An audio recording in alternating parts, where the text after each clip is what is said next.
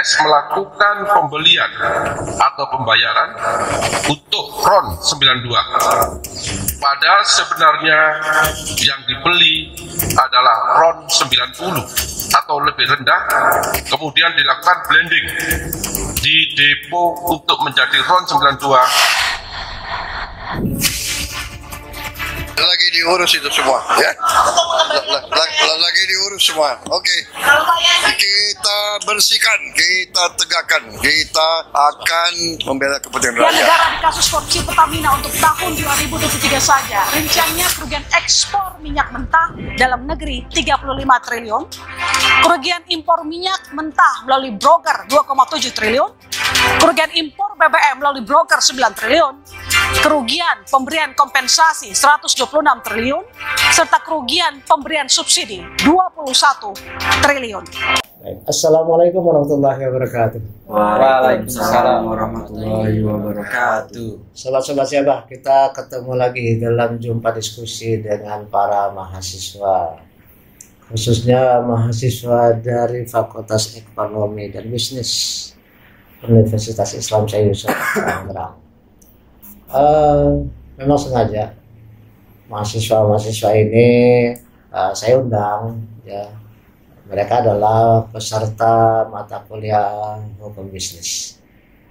Jadi dalam acara perkuliahan saya dengan mahasiswa ini selama 1 semester, mereka selain dari kuliah di kampus, ya juga diharuskan untuk mencari kasus-kasus yang sedang trending topik di masyarakat. Saya minta mereka berdiskusi untuk mencoba menelaah, ya, mengkaji kira-kira kasus itu kenapa kok bisa terjadi, apa kira-kira penyebabnya. Nah, setelah itu juga akan ada sesi di mana mereka akan bersuara untuk mencari solusi kira-kira terhadap masalah itu. Ya tentu saja menurut mereka, ya. Karena itu mereka saya tidak minta untuk bicara seolah-olah seorang pakar, nggak perlu, ya, karena kamu kan juga masih kuliah. Jadi jangan sok hebat gitu loh. Iya kan apa adanya aja, karena kamu mahasiswa yang masih belajar, ya tentu pendapat kamu pendapat seorang pelajar. Tapi ini kita membiasakan diri bahwa seorang mahasiswa itu tahu masalah, ya, mampu menganalisis masalah, kemudian berdiskusi, mampu berbicara, mencari solusi, dan mampu bersuara untuk mengemukakan apa pendapatnya. Itu mahasiswa ideal, bukan mahasiswa yang kemudian hanya ikut demo sana sini, kemudian dikatain mahasiswa yang merendahkan derajat mahasiswa sendiri. So dalam kesempatan ini saya undang mereka untuk berbicara, berdiskusi. So tunjukkan kepada publik bahwa Anda itu bukan manusia yang nggak ngerti apa-apa, tapi paling tidak manusia yang peduli terhadap masyarakat dan mencari apa kira-kira yang sebaiknya dilakukan. Kira-kira gitu, ya. Baik, demikian pengantar saya persilakan untuk dimulai saja. Ya. Bicara soal modus korupsi yang ada di Pertamina ini, itu kan punya celah masing-masing, ya, Bang. Tapi kalau ditanya mana yang sulit, yang rawan dan sulit dideteksi, itu menurut saya impor minyak. Karena harga minyak kan fluktuatif, ya, Bang. Harganya bisa dimanipulasi dengan alasan perubahan pasar. Jadi kita nggak tahu yang beneran naik atau turun. Bahkan kerugian impor minyak dalam negeri itu udah mencapai 2,7 triliun. Terus kerugian impor BBM dalam broker itu udah mencapai 9 triliun. Dan yang paling besar itu kompensasinya, Bang. Itu mencapai 126 triliun. Jadi menurut saya yang paling besar itu di impor minyak dalam negerinya dan kompensasinya. Ya. Jadi memang ada satu kondisi di mana mereka itu sengaja membuat kita seolah harus impor. Kenapa tidak diusahakan supaya kita itu katakanlah bangun kilang-kilang sendiri gitu. Kita kan penghasil bahan mentah. Jadi tidak diarahkan supaya menghasilkan mengolah bahan sendiri, tapi dikondisikan supaya seolah kita perlu impor. Maka kemudian memang terjadilah impor. Disitulah permainan. Gimana Mas kamu? Menurut saya kan Indonesia itu kan emang produktifnya kayak benar-benar impornya tuh kayak bayar pajak-pajaknya, Bang. Iya. Itu mungkin dari ini keberatannya di pajak gitu. Ini kan negara. Artinya begini, kita impor minyak, katakanlah beli bahannya bahan kasar ya, belinya itu beli pertalit. Ya, tapi harganya yang diajukan tuh harga Pertamax. Atau bukan pertalit, malah yang di bawahnya lagi, premium mungkin. Jadi, tapi harga yang buat beli kan uang negara. Emang pakai duit kantong sendiri kan enggak? Pakai uang negara kan? Pakai uang negara, terus kemudian beli bahan seolah-olah belinya Pertamax, tapi nyatanya yang di bawah itu. Kan di situ kan ada selisih. Ya kan ada selisih. Setelah ada selisih, lalu kemudian dioplos, ya kan? Sehingga kemudian ya memang oplos itu ada Pertamaxnya juga, perbandingannya memang saya nggak tahu lah, mungkin perbandingannya udah pastinya banyakkan Pertalite ketimbang Pertamax. Atau mungkin bukan Pertalite, di bawahnya lagi dicampurlah dengan Pertamax, ya kan, digabung itu, tapi harganya harga Pertamax. Itu kan yang kacaunya di situ. Ya, merugikan masyarakat. Gimana kalau kamu? Kalau impor minyak ya Bang, saya dengar kan Bang, malahan Indonesia ini menjual impor minyak Pertamax ini di luar negeri daripada di Indonesia. Jadi dikirim tuh bahan mentahnya ke luar negeri, lalu dibeli lagi di Indonesia, Bang. Itu bagaimana gitu, Bang? Ya memang itu dari dulu seperti itu. Jadi itu, kita kebanyakan beli jual bahan mentah, diolah di luar negeri, kita beli lagi dengan harga yang berlipat-lipat. Itulah sebabnya kemudian mulai dari Pak Jokowi itu mencanangkan program hilirisasi. Kita nggak mau lagi jual bahan mentah, ya kita harus jual bahan jadi atau bahan setengah jadi. Maka kemudian kemarin itu zaman Pak Jokowi itu menghentikan ekspor nikel mentah, ya bahan nikel mentah itu diberhentikan, nggak mau ekspor lagi. Itu negara-negara barat, banyak negara itu pada marah-marah itu. Karena apa? Mereka selama ini kebiasaan beli bahan mentah diolah jual lagi ke kita dengan mahal. Pak Jokowi kemudian nggak mau kayak gitu, dia nggak mau jual bahan mentah. Dia bilang kalau memang Anda mau dapat bahan nikel, please bikin pabrik di sini. Supaya apa? Supaya anak-anak muda kita bisa kerja di sini. Itu yang namanya hilirisasi. Kok kalian mahasiswa teriak hentikan hilirisasi? Bingung saya. Mau jadi pengangguran kan buat nanti dia sarjana. Udah jelas-jelas itu membantu supaya tercipta lapangan kerja yang luas. Kok malah suruh hentikan? Siapa itu sponsornya? Saya yakin adalah negara-negara yang tidak suka karena Indonesia menghentikan ekspor bahan mentah. Kalianlah yang dihasut. Suruh demo, hentikan hilirisasi, kita ngerti naon-naon, nggak baik. Ya, kacau kan. Ini makanya saya pengennya kalian tuh ngerti masalah gitu. Hilirisasi itu justru sekarang ini bukan hanya minyak, bukan hanya nikel, tapi juga bahan-bahan yang lain tuh. Prabowo ini kan kelanjutan dari apa yang sudah dilakukan oleh Pak Jokowi, ya kan, supaya apa? Ya benar-benar Indonesia itu benar-benar bisa mempersiapkan diri 100 tahun Indonesia merdeka nanti kita benar-benar sudah jaya. Indonesia itu kekuatannya luar biasa loh, luar biasa benar-benar. Kita punya segala macam. Kaya berarti ya. Kaya luar biasa. Kan saya bilang saking banyaknya Memedi pun banyak di sini. Iya kan? Iya. Kalau luar negeri itu cuma ada vampir, ada Dracula, ada zombie. Di sini mulai dari bayi aja udah jadi tuyul. Udah mulai kerja. Terus kemudian gede dikit udah mati, bolong belakangnya jadi Sundel bolong. Udah nenek-nenek jadi nenek gayung. Ya kan, jadi kakek jangkung. Udah tinggal kepala jadi kuyang. Ya kan.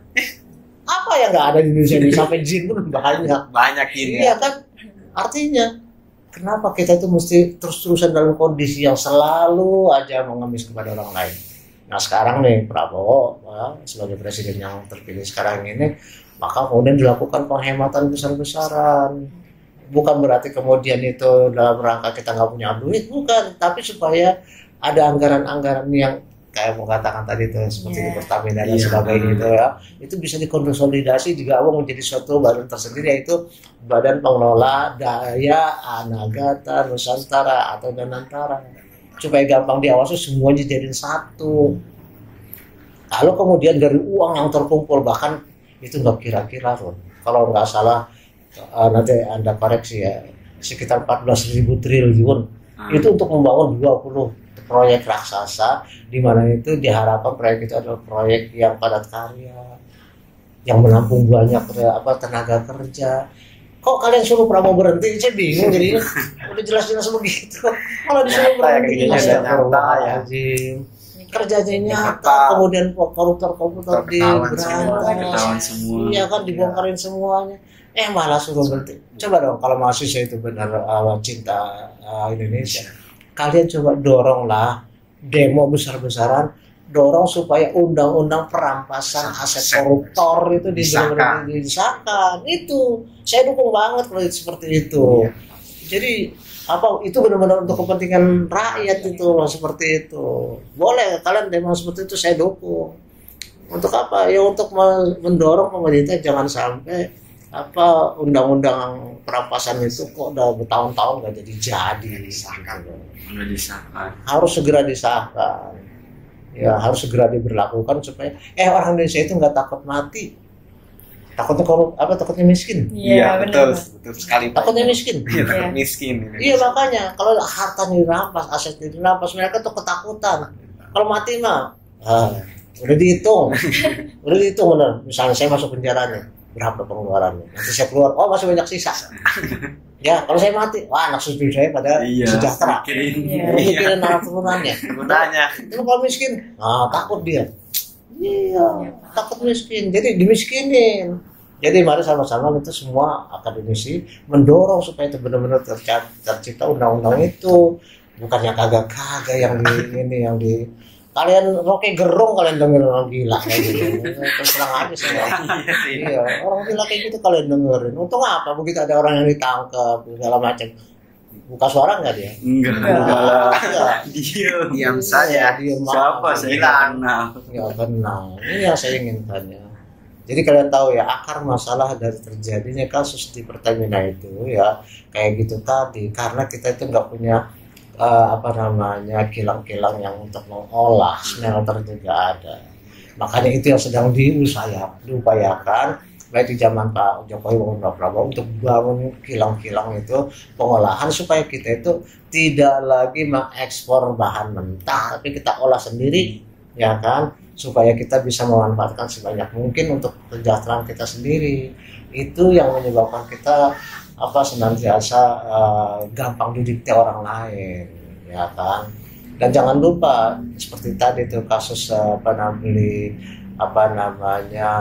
jual bahan mentah kemudian belinya lagi kan pakai uang rakyat nih, tapi beli barang yang KW3 bilangnya ori kan jadi korupsi di sini. Indonesia kayak gitu Bang. Iya makanya kalau mahasiswa udah tahu ya kalian harus berusaha. Itulah sebabnya ya kemudian yang kita inginkan adalah mahasiswa itu benar-benar berfungsi pada waktu dia kuliah, benar-benar serius, supaya ketika mereka terjun ke masyarakat mereka terbiasa kritis melihat masalah, mencari solusi masalah, mempersiapkan diri. 20 tahun lagi Indonesia masih nggak lama. Kamu baru 40 tahun ya, kalau saya sih mungkin udah nggak ada kali. Saya jangan sampai panjang umur saya udah 64 tahun, 20 tahun 84 ketua. Ngapain? Nggak usah. Makanya di masa yang saya masih bisa ini, saya jujur aja, saya ingin melakukan hal yang terbaik yang bisa saya lakukan untuk supaya mahasiswa benar-benar berfungsi, mempersiapkan benar-benar nggak mau kuliah kalian seperti apa. Nggak bakalan saya itu hasut kalian untuk demo demi nasi bungkus karet 1 karet 2 iya aja ya, nggak ada cerita kayak gitu ya. Jadi itu yang kita inginkan. Jadi akar masalah dari Pertamina adalah ya karena masalah pengawasan juga kurang. Itu sebabnya kemudian sekarang ini seorang komisaris utamanya Pertamina kemarin Ahok itu sekarang lagi diperiksa juga. Masa lo nggak tahu sih? Tahu sih. Ya kan? Masa nggak tahu sih masalah gitu kan? Nggak mungkin Anda nggak tahu. Nah, ini bakal kena juga tuh. Ya, dan kemudian lainnya juga akan kena juga. Artinya apa? Masalah pengawasan, kemudian kepercayaan masyarakat yang dipermainkan, kemudian masyarakat yang terus terang aja nggak ngerti masalah seperti di awal tadi nggak ngerti masalah, ya kan? Akhirnya kita nurut aja, kita tahu juga kagak itu ron berapa ron itu apaan sih Rono apa sih Rono? Iya. Kita tahu ya kan? Ya kan kita nggak tahu kan? Ya kita manut aja. Maka kemudian ada himbauan Pertamina, kita tetap gunakan Pertamina. Coba kita ini kagak saya ngomongin Pak, emang ada selain Pertamina kita beli kemana? Beli Shell mahal. Iya kan? Shell mahal, Pipo juga mahal. Apalagi kemudian kamu di mana? Saya nggak tahu Shell di Tangerang paling ada ini di sini ada tuh di Lipo. Tapi kalau kamu di Teluk Naga ada Shell. Nggak ada. Iya, nggak ada. Mau nggak makan Pertamina kan? Iya, So please jangan kami ditipu dong. Kita udah nggak bisa ngapa-ngapain kok masih dibohongin juga kan gitu ya. Jadi kita dukung bener Pak Prabowo itu apa namanya memberantas korupsi ya kita dukung. Mau makan malah disuruh turun kayak nggak aja. Ya kita dukung. Kenapa? Ingat ya, banyak orang yang berteriak gini di belakang siapa? Pasti ada yang nggak benar. Iya. Ya kan? Iya. Kayak misalnya di Papua itu ada tambang emas Freeport. Puluhan tahun peribahasa emas kita dikeruk untuk orang Amerika. Kita cuma dapat 9% loh. Zaman kemarin Pak Jokowi kemudian berhasil diperjuangkan, sekarang kita megang 61%. Orang Amerika itu emang diem aja. Kalau sahamnya diambil begitu gede, nggak bisa. Mereka pasti akan berusaha supaya dia bisa merajai lagi, menguasai lagi. Maka jalan satu-satunya pasti ada orang-orang yang dia kemudian jadi alat. Kamu pernah nonton film Pitung nggak? Pernah. Ya, ada yang namanya Demang Mansur. Iya, kan? Banyak Demang Mansur zaman sekarang. Banyak disuruh sama artinya company. Iya, ada orang-orang yang demi kepentingan diri sendiri mengorbankan rakyatnya demi dapat duit dari company. Kan begitu, banyak sekarang. Saya nggak tahu apa si Rung itu Demang Mansur atau bukan, saya nggak tahu. Kan? Iya kan bisa aja kan dia Demang Mansur kan. Iya, banyak lah. Artinya di setiap zaman orang-orang itu pasti ada. Ya. Jadi dalam diskusi yang sesi pertama ini Anda bisa mengerti lah kenapa kok Pertamina bisa mengalami seperti itu, dan kerugian Indonesia nggak kira-kira hampir 1.000 triliun. Aduh, itu kalau dibeli Indomie berapa banyak itu? Bisa praktik ini itu. Iya itu ya. Bisa bangun berapa puluh universitas. Luar biasa itu. Makan gratis juga nggak perlu lagi repot itu ada dana. Itu makan gratis itu cuma 48 triliun loh. 48 triliun biayanya yang dibutuhkan. Sementara dari situ udah 1.000, aduh. Udah bisa bangun ini Bang. Itu. Aduh. Sirkuit 3. Itu kan di TikTok udah mulai ini tuh. Ya, makanya, so please. Jadi sekarang ini tugas kita sebagai mahasiswa cuma satu, belajar yang benar. Ya, jangan main-main belajar. Supaya nanti kamu tuh bisa mempersiapkan diri benar-benar. Terus yang kedua, boleh ikut demo, tapi kamu tahu masalah dan suarakan yang benar. Suarakan yang benar, bukan suaranya orang-orang yang punya kepentingan, bukan suaranya orang-orang yang sakit hati karena kena libas kebijakan pemerintah. Ya, jadi buktikan kepada masyarakat bahwa tidak semua mahasiswa itu berpikiran picik. Banyak mahasiswa yang benar-benar tulus belajar dengan rajin demi membangun bangsa, bukan karena pesanan apalagi mahasiswa. Jangan. Oke, saya pikir begitu untuk sesi pertama. Semestinya kamu banyak ngomong, jadi saya banyak ngomong. Tapi menurut Abah itu kalau korupsi kayak gitu Kira-kira hukuman yang tepat tuh apa ya, Bang? Ntar biar si apa Jahit yang ngomong. Ya, itu kan sisi kedua gitu ya kan. Sisi pertama ini kita lihat masalahnya dulu, cari akar masalahnya dulu. Saya mau ingin membentuk kebiasaan mahasiswa itu kayak gitu tuh. Lihat masalah, kaji masalah, paham masalah, cari solusi. Wah hebat, bisa kayak gitu. Oke, silakan ditutup. Tetap. Masa perempuan? Ya, baik. Baik, itu saja yang dapat kami Diskusikan. Sebelumnya mohon maaf ada kata-kata yang salah. Wassalamualaikum warahmatullahi wabarakatuh.